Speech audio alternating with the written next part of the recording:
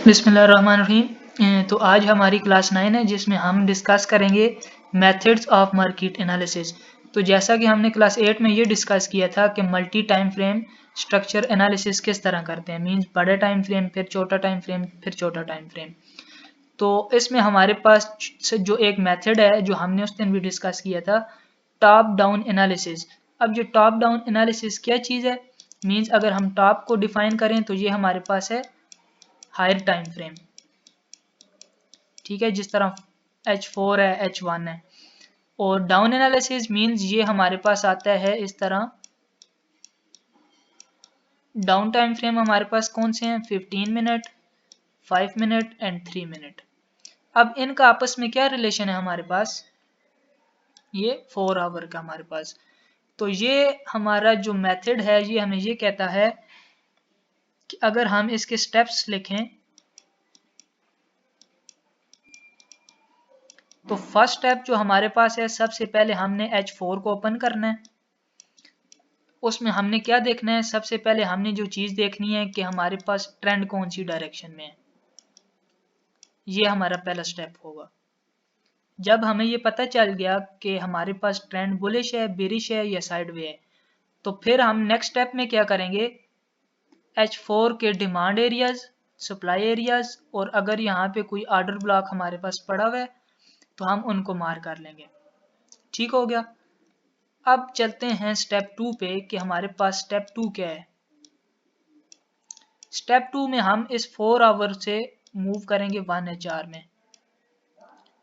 1HR में हमने क्या करना है कि लेट्स सपोज हमारे पास H4 का जो डिमांड एरिया था वो ये बना, तो वही डिमांड एरिया जब हम H1 में डिस्कस करेंगे तो वो शायद इस तरह छोटा होके बन जाए। ठीक है, मीन्स H4 की जो एक ग्रीन कैंडल होगी या रेड कैंडल हमारे पास होगी, वो H1 में 4 कैंडल्स होंगी छोटी छोटी। तो बिल्कुल मीन्स एक कैंडल यहाँ पे बनी, एक यहाँ पे, एक यहाँ पे, एक यहाँ पे, या इस तरह नीचे आ रही होंगी हमारे पास। तो H1 में हमने जाके सबसे जो लोएस्ट कैंडल होगी उसमें मार कर लिया। इस तरह क्या होगा हमारे पास कि पहले अगर हम यहाँ से एंटर हो रहे थे तो ये इतना ज़्यादा एरिया हमारे पास, मीन्स हमारा जो लॉस है, स्टॉप लॉस है, वो बहुत बड़ा बन रहा था। जब हम 1HR में गए तो वो एरिया हमारे पास रिफाइन हो गया। रिफाइन हुआ तो हमारे पास जो एरिया है वो ये छोटा सा एरिया बन गया। इसी तरह सप्लाई जो थी हमारे पास, सप्लाई भी हमारे पास इस तरह बिल्कुल छोटी सी बन गई, लास्ट कैंडल। अब और यहाँ पे अगर एक ऑर्डर ब्लॉक हमारे पास था तो यहाँ पे शायद एक दो यहाँ पे ऑर्डर ब्लॉक बुलिश बन गए हों और एक ऑर्डर ब्लॉक हमारे पास बिरिश बन गया हो, मींस मार्केट और क्लोज होगी, हमें और रिफाइन एरिया मिल गए। सेकंड स्टेप में हमें एरिया निकाल लिए। उसके बाद हम मूव करते हैं स्टेप 3 पे कि हम स्टेप 3 पे क्या करेंगे। तो स्टेप 3 में हम इस तरह करेंगे, शिफ्ट टू 15 मिनट। ट्रेंड तो हमें पता चल गया H4 में कौन सा है, डिमांड एरिया, सप्लाई एरिया हमने मार्क कर लिए। अब जो हमने परसों बात की थी क्लास 8 में कि हमारे पास एक बड़ा टाइम फ्रेम है, एक छोटा टाइम फ्रेम है। ठीक है, लेट्स सपोज ट्रेंड बुलिश है, ये मार्केट ने एक्सपेंशन ली, तो जब हम छोटे टाइम फ्रेम में आएंगे तो छोटा टाइम फ्रेम हमारे पास, हमने एक बात की थी अलाइनमेंट की, तो अलाइनमेंट हमने किस टाइम फ्रेम में देखनी है, 15 मिनट में। तो जब छोटा टाइम फ्रेम हमारे पास बुलिश हो गया, बड़ा ऑलरेडी बुलिश है, तो फिर हमने रिसेंटली ऑर्डर ब्लॉक निकालना है, एफईजी निकालने हैं हमने। उसके बाद हमने फिर रिट्रेसमेंट यूज करनी है, मींस अगर ये 1HR की डिमांड इतनी कुछ है, ये 1HR की डिमांड है, तो 15 मिनट में क्या पता हमारे पास डिमांड एरिया ये निकल के आ जाए, एग्जैक्ट एरिया हमारे पास आ जाएगा। ठीक है, बाकी ये जो एरिया ऊपर नीचे है इसको हम रिमूव कर देंगे। तो अब हमारे पास क्या हुआ, 15 मिनट में ये छोटी एक बिल्कुल स्मॉल पोर्शन ऑफ मार्केट हमारे पास ऑर्डर ब्लॉक निकल के आ जाएगा, या जहाँ यहाँ पे कोई एफईजी गैप होगा हमारे पास। तो जब मार्केट हमारे पास इस तरह मूव देगी, छोटे टाइम फ्रेम में रिट्रेस करेगी, बड़ा टाइम फ्रेम ऑलरेडी बुलिश है, तो फिर हमने यहाँ पे 15 मिनट में कोई एरिया देखना है जहाँ से हम ट्रेड में एंटर हो सकते हैं। ठीक है, हम चले कहाँ से थे, स्टेप 1 से H4 से। H4 का ऑर्डर ब्लॉक ये था। जब M15 में पहुंचे तो हमारे पास एक बिल्कुल न्यू एरिया निकल आया जहाँ से हम एंटर हो सकते हैं। तो इस तरह जब छोटे टाइम फ्रेम में हम शिफ्ट होंगे तो हमारे पास बेस्ट एरिया फॉर एंट्री निकलते रहेंगे, मींस हमारे पास न्यू एरियाज आएंगे। अब उसके बाद जो स्टेप 4 में 15 मिनट में हमें पता चल गया कि यहाँ से एक्सपेंशन लग सकती है, बड़ा टाइम फ्रेम भी बोले शायद छोटे में रिट्रेस होके दोबारा एक्सपेंशन लगने लगी है। ठीक है, तो फिर जब हम मूव करेंगे अपने पास 5 मिनट में या 3 मिनट में, तो फिर हम क्या यूज़ करते हैं, इसमें हम ये यूज़ करते हैं, हम फिब रिट्रेसमेंट यूज़ करते हैं। इसमें हम 15 मिनट के एरियाज को यूज़ करते हैं और इसके साथ साथ रिसेंट जो डिमांड एरिया है हमारे पास उसका यूज़ करते हैं। ठीक हो गया। फिर क्या हमारे पास रिट्रेसमेंट एरिया कहाँ पे बन रहा है, 15 मिनट के एरियाज निकालते हैं कि 15 मिनट्स में हमारे पास ये एरिया एंटर होने के लिए, और रिसेंट डिमांड हमारे पास 15 मिनट में ही आई होगी या 5 मिनट में कोई एफईजी गैप होगा हमारे पास, तो उसको भी हम मार कर लेते हैं। ठीक है, तो ये सारा एनालिसिस एक मार्केट पे करने को हम कौन सा मेथड कहते हैं, टॉप डाउन एनालिसिस। ये सब कुछ जो हमने किया है 4 आवर टू 3 मिनट तक हम एरियाज रिफाइन किए हैं, एंट्री के लिए प्लान किया है, इस सब प्रोसेस को हम कहते हैं टॉप डाउन एनालिसिस। तो इसमें फर्स्ट स्टेप हमारे पास H4 है, सेकंड स्टेप हमारे पास H1 है। H4 में हम क्या करते हैं, overall demand areas, supply areas and major order block हम फाइंड कर लेते हैं। इसके बाद हम शिफ्ट करते हैं 1HR में। इसमें हम इन एरियाज को छोटा कर लेते हैं, मीन रिफाइन कर लेते हैं, बेस्ट एरियाज निकाल लेते हैं। जब H1 से 15 मिनट पे शिफ्ट करते हैं तो फिर हम ट्रेंड को जज करते हैं कि जब 15 मिनट में रिट्रेसमेंट खत्म हुई, एक्सपेंशन खत्म हुई, रिट्रेसमेंट पे हम एरिया फाइंड कर लेते हैं। तो एरिया निकालने के लिए हम 15 मिनट का यूज़ कर लेते हैं। जब एरिया पे मार्केट आ गई हमारे पास तो फिर हम शिफ्ट कर लेते हैं 5 मिनट या 3 मिनट में। वो किस लिए, ताकि यहाँ से यहाँ पे हम फिर रिट्रेसमेंट यूज़ कर सकें, यहाँ पे कोई एफईजी गैप ढूंढ सकें, रिसेंटली डिमांड अगर कोई इधर पड़ी हुई है तो उसको मार कर सकें, यहाँ से हम एंटर हो सकें, और साथ एफईजी और 15 मिनट के एरियाज यूज़ करते हैं। तो इस सारे प्रोसेस को हमारे पास कहते हैं top down analysis of the market. तो इसके बाद ये कह रहा है, हमारा एक टॉपिक प्रीवियस क्लास से ये रह गया था, इंटरनल वर्सेस एक्सटर्नल स्ट्रक्चर। तो इसको भी अगर हम डिस्कस करें, इंटरनल वर्सेस एक्सटर्नल, एक है हमारे पास एक्सटर्नल, एक है हमारे पास इंटरनल। अब इनमें डिफरेंस क्या है, हमारे पास एक्सटर्नल स्ट्रक्चर हमारे पास हाई टाइम फ्रेम, डेली में मार्केट का स्ट्रक्चर क्या है हमारे पास, मंथली में क्या है, वीकली में क्या है, मीन जिसमें हम डेली, वीकली या H4 मीन्स हम यूज़ करते हैं। ये किस लिए यूज़ करते हैं, ट्रेंड का पता करने के लिए कि हमारे पास ट्रेंड कौन सा है। ठीक है, उसके बाद हम क्या करते हैं, इसमें मेजर डिमांड्स, ऑर्डर ब्लॉक्स, ये सब फाइंड करते हैं। ये हम किस में करते हैं, एक्सटर्नल स्ट्रक्चर में। और इसके बाद अगर हम बात करते हैं अपनी इंटरनल स्ट्रक्चर की, तो इसमें हम कौन से टाइम फ्रेम यूज़ करते हैं, 15 मिनट यूज़ करते हैं, 5 मिनट यूज़ करते हैं और 3 मिनट यूज़ करते हैं। अब ये किसके लिए यूज़ करते हैं, ट्रेंड, एक्सटर्नल ट्रेंड तो हमें पता चल गया कौन सा है। अब इंटरनल ट्रेंड भी हम फाइंड करते हैं। इंटरनल ट्रेंड का मतलब लो टाइम फ्रेम के ट्रेंड, इंटरनल ट्रेंड। अब ये किस लिए यूज़ करते हैं, ताकि हम अलाइनमेंट कर सकें। अलाइनमेंट तब करते हैं कि जब हमारे पास, अलाइनमेंट किसको कहते हैं, कि जब एक्सटर्नल ट्रेंड और इंटरनल ट्रेंड दोनों एक ही डायरेक्शन में शिफ्ट हो जाएं, ताकि हम एंट्री ले सकें। तो इसलिए हम इंटरनल ट्रेंड के भी अलाइन करने का वेट करते हैं। तो इंटरनल ट्रेंड में हम अलाइनमेंट करते हैं। उसके बाद इसमें ये external major demand order block हमने जो फाइंड किए होते हैं वो इंटरनल ट्रेंड में जाके हम क्या करते हैं, इसमें हम रीसेंट डिमांड एरियाज निकाल लेते हैं, ठीक है, ऑर्डर ब्लॉक निकाल लेते हैं। या ऐसा होता है कि ये हमारे पास एक्सटर्नल की डिमांड या ऑर्डर ब्लॉक है हमारे पास।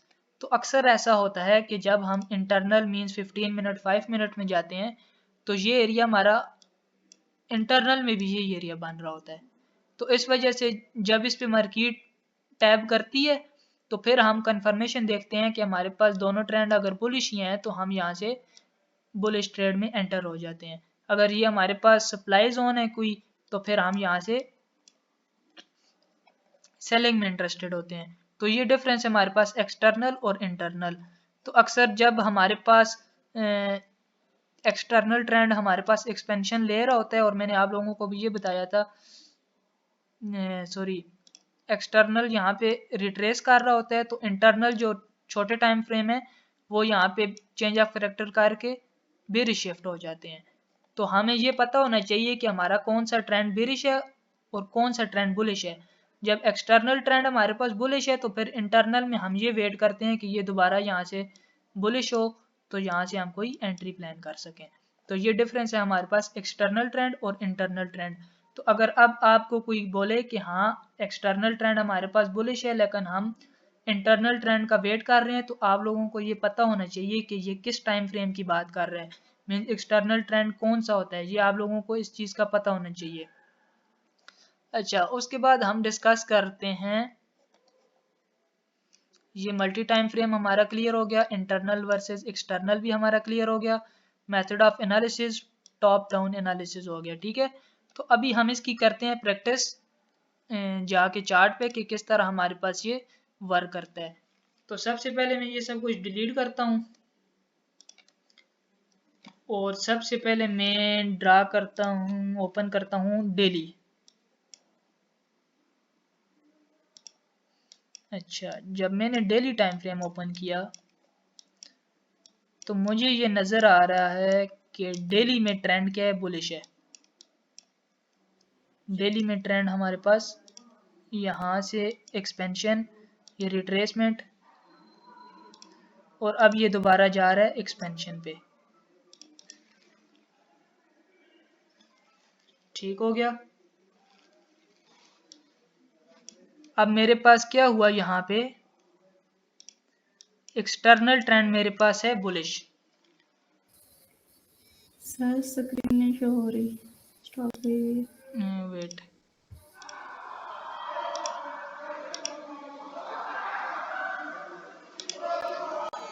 सबसे पहले मैंने क्या किया,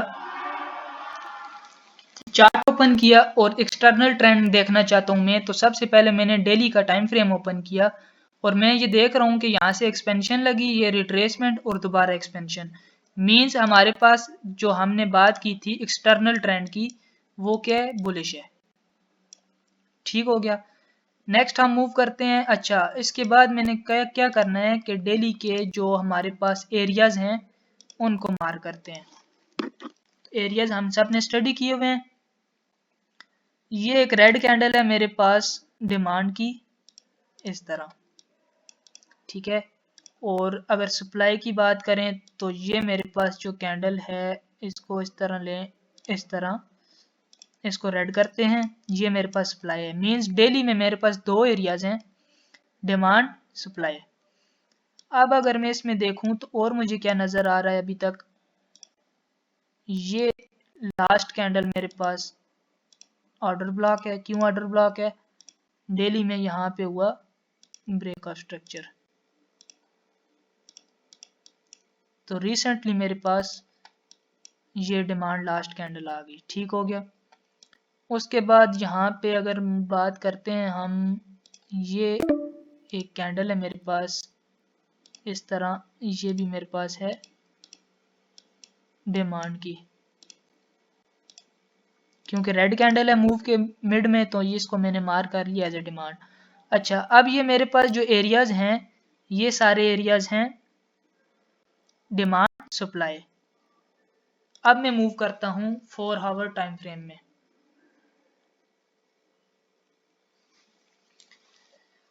4 आवर टाइम फ्रेम में मैं मूव करता हूँ तो मैंने ये बोला था कि 4 आवर के एक्सटर्नल जो ट्रेंड है मेरे पास बुलिश है। अब मैं इस जो मैं डेली में डिमांड निकाली थी या ये सप्लाई निकाली थी, अब इसको मैंने रिफाइन करना है, मीन्स छोटा करना है। तो मैं किस तरह करूँगा, लास्ट कैंडल लेनी है मैंने, तो मैं इसकी ये लास्ट ग्रीन कैंडल जो मेरे पास बनी है इसको लेता हूँ इस तरह, और टॉप विक जहाँ तक थी वहाँ पे मीन्स पहले ये इस तरह था, अब ये बिल्कुल छोटा एरिया बन गया। रेजिस्टेंस मार कर ली, डिमांड की तरफ आते हैं कि डिमांड में क्या है हमारे पास। तो यहाँ पे अगर मैं लास्ट कैंडल लूँ तो मैं इस कैंडल को लूँगा, और नीचे विक जहाँ तक है इस कैंडल को, ये रेड कैंडल सबसे लो है और विक भी है तो मैं ये इंक्लूड कर लेता हूँ। अब मेरे पास 4 आवर में ये जो डेली में यहाँ पे थी इसको मैं इस तरह करता हूँ कि ये कैंडल ली और ये इसकी विक है जो नीचे, मीन्स ये वाली कैंडल, इसको भी मैंने मार कर लिया। बल्कि ये 2 कैंडल्स हैं तो यहाँ पे इस तरह दोनों कैंडल्स को ले लेंगे। 4 आवर में मेरे पास ट्रेंड बुलिश ही है, एक्सटर्नल ट्रेंड बुलिश है, मैंने डिमांड सप्लाई एरिया मार कर लिए। नेक्स्ट में मूव करता हूँ 1HR में। 1HR में हमारे पास क्या कुछ बन रहा है, तो डिमांड एरिया है जो हमारे पास वो यही है हमारे पास।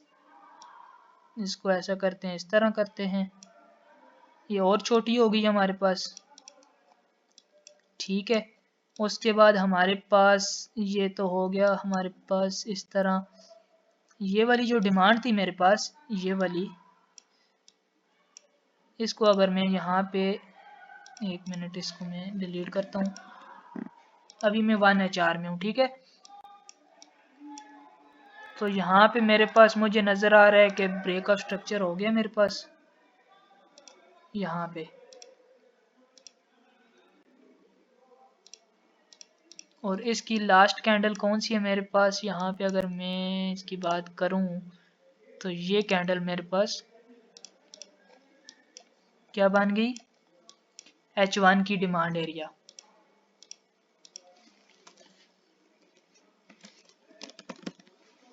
ठीक है जी, 1H में डिमांड एरिया मेरे पास निकल आया। और उसके बाद ये जो मैंने आप लोगों को ये बताया था कि जब रेंज होती है तो उसको हम ओवरऑल लेते हैं, तो इसको ये हम जब यहाँ पे आए हैं तो हमने और रिफाइन कर लिया, हमारे पास अब सिर्फ ये H1 की डिमांड है, तो इसको मैं करता हूँ डिलीट। अब ये जो एरिया मेरे पास इसको मैं कुछ और कलर देता हूँ, इसको देता हूँ मैं ये कलर, ये मेरे पास डेली के एरिया है, जो मेरे पास डेली का एरिया निकला था, इसको और रिफाइन करता हूँ। तो मेरे पास ये जो 3 कैंडल हैं, ये एक बुलिश मूव के अंदर ये 3 कैंडल हैं, तो इसको मैं क्या करता हूँ इस तरह रिफाइन कर लेता हूँ कि ये मेरे पास डेली की डिमांड है। अब मुझे क्या नज़र आ रहा है कि रेजिस्टेंस मैंने ड्रा की हुई है, अगर 1HR में मैं जाऊँ इस रेजिस्टेंस पे तो मुझे क्या नज़र आएगा, लास्ट कैंडल मैंने लेनी है तो यहाँ पे ये इस तरह लास्ट कैंडल ली हुई है, ठीक है। ये और रिफाइन नहीं हो सकता। उससे पहले मेरे पास एक एरिया है, ये ग्रीन कैंडल डाउन ट्रेंड में, ये भी मेरे पास कौन सा एरिया है, सप्लाई का एरिया है, ये भी मैंने मार कर लिया, ठीक है। मार्केट ने इसको रिस्पेक्ट नहीं दी, मीन्स लिक्विडिटी लेके नीचे आई है, तो इस वजह से इसको मैं फिलहाल करता हूँ डिलीट। अच्छा, 1HR में मुझे और कुछ नहीं नज़र आ रहा, यहाँ पे मुझे एक चीज़ नज़र आ रही है इस तरह, अगर मैं मार करूँ तो ये एक सप्लाई एरिया मुझे नज़र आ रहा है 1HR का, ये इसको मैं कलर देता हूँ रेड,